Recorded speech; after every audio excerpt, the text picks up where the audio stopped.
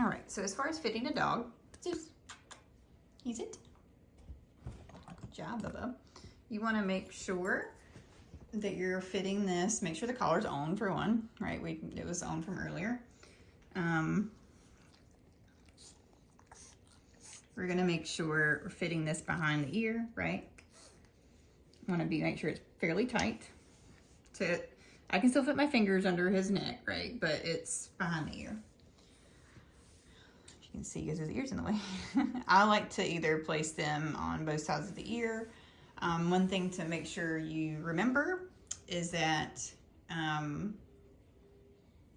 do not leave it in the same spot for more than 4 hours, right? So a lot of these really gnarly videos where, you know, people are claiming that the collar burnt them are really actually pressure necrosis. So we don't want that to happen. So, you know, if you get it in one spot and it's been 4 hours, just shift it to the other side, right? And I'll show you what to do as far as like once that's on there. You're being such a good demo dog.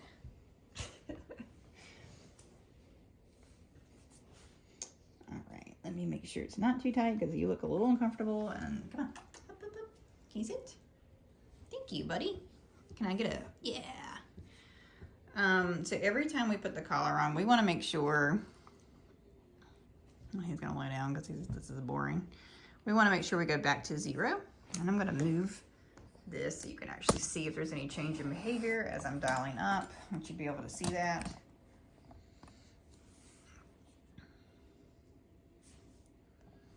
So we are on 0.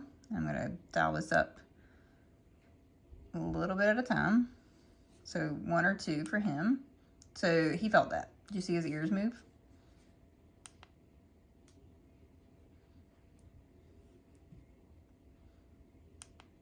Zeus. So you can, ear movement, ear flicks, I know that's kind of out of,